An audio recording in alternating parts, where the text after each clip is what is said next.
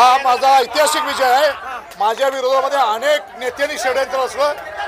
मी कोल्हापूरमध्ये सांगितलं होतं, मी म्हणाल तेच पूर्व दिशा इथनं पुढे होणार नाही। काँग्रेसचा दहशतवाद संपुष्टात आणला। मला वाटतं उत्तर दक्षिण करवीर मी जाहीर केलं होतं आणि सगळ्यात जास्त मी अगोदरच सांगितलं होतं, काँग्रेसचा दहशतवाद संपुष्टात आणणार। कोल्हापूर जिल्ह्यामध्ये इथून पुढे मी म्हणाल तीच पूर्व दिशा होणार नाही। हा ऐतिहासिक विजय आहे। माझ्यावरती 70,000चं मताधिक्य होतं। माझ्या विरोधात बंटी पाटील असतील, वेगवेगळे नेते मंडळी असतील, शाहूमारांचं लीड 70,000 होतं। हे सगळं कट करून मला आम जनतेनं, जनता जनार्दनाने, मतदार बंधू भगिनींनी माझ्यावर विश्वास ठेवून पुन्हा एकदा मला विजय केला। त्याबद्दल सर्वप्रथम मी माझ्या मतदार बंधू भगिनींचं मनपूर्वक आभार मानतो।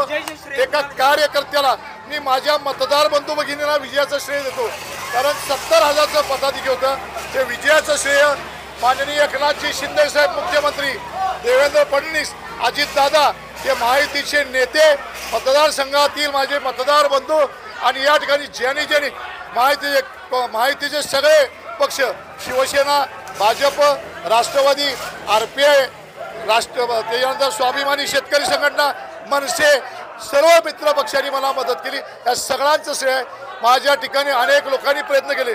मागच्या वेळी पण असंच केलं, चंद्रहीन नरके फक्त पडला पाहिजे, कारण रस्त्यावर उतरणारा माणूस या लोकांना चालत नाही। काँग्रेसवाल्यांना अन्यायाच्या विरुद्ध लढणारा माणूस यांना चालत नाही। या ठिकाणी टोलचं आंदोलन असेल, मल्टीस्टेटचं आंदोलन असेल, त्या ठिकाणी हद्दवाढी विरुद्ध आंदोलन असेल, वेगवेगळ्या प्रश्नाचे आंदोलन आहे। या लोकांना फक्त कोण मोठा झालेला आवडत नव्हता, त्यांना आज जनतेनं चपराक मारलेली आहे। मला वाटतं इथून पुढच्या काळामध्ये मतदार बंधू भगिनी या दहशतवादाला आणि या सगळ्या गोष्टीला थारा देणार नाहीत। या ठिकाणी महायुतीचा झेंडा या ठिकाणी मी मनपूर्वक एकनाथजी शिंदे साहेबांचं मनपूर्वक आभार मानतो। या नेत्यांनी, या मुख्यमंत्र्यांनी जेवढं पाठबळ द्यायचं मी माझ्या आयुष्यात कधी बघितलं नाही। मला या ठिकाणी मुलासारखं पाठबळ त्यांनी दिलेलं आहे। मी आयुष्यात एकनाथ शिंदे साहेबांचं ऋण कधीही विसरत नाही। अनेक लोक या ठिकाणी मला पराभव करण्यासाठी शिंदे साहेबांनी या ठिकाणी मला पाठबळ भक्कम दिलं। या ठिकाणी लाडक्या बहिणींचा मोलाचा वाटा आहे, शेतकऱ्यांचा त्या ठिकाणी मोलाचा वाटा आहे, कला क्रीडा सांस्कृतिक क्षेत्रातल्या लोकांचा वाटा आहे। बघा की मला विजय विलास कोणी म्हणत नव्हतं, 70,000चा फरक लोकसभेला होता।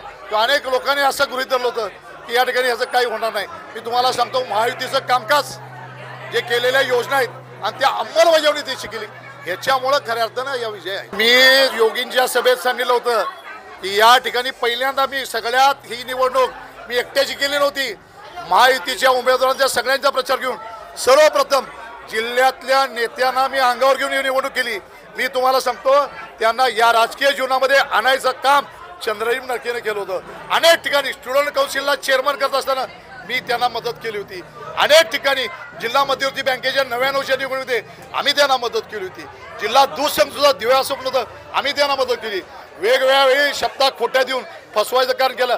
आजही ते माझ्या पराभवासाठी सातत्यानं प्रयत्न करत होते। पण एवढं माणसानं लक्षात ठेवतं, ज्या माणसानं बोटाला धरून तुम्ही आलाय त्या माणसावर अपकाराची भाषा करीत चुकीचं होतं। मी तुम्हाला एवढंच सांगतो, पैशानं गळा कापला की एक दिवस माणसाचा अर्थ हे परमेश्वर आहे, हे कालचक्र आहे। मी त्यांना अजून सांगतो, आत्मपरीक्षण करा। लोकांच्यावर भीती दाखवायचं, लोकांना दडपण आणायचं, संस्थेच्या माध्यमातून दडपण आणायचं, या सगळ्या गोष्टी तुमच्या काळामध्ये चालणार नाही। काँग्रेसचा दहशतवाद या ठिकाणी संपुष्टात आला। या ठिकाणी मी तुम्हाला पत्र करून सांगतो, सगळ्यात सुरुवात या ठिकाणी मी मुद्दाम केली। हा काँग्रेसचा दहशतवाद संपुष्टात आणणार या ठिकाणी निश्चितपणे।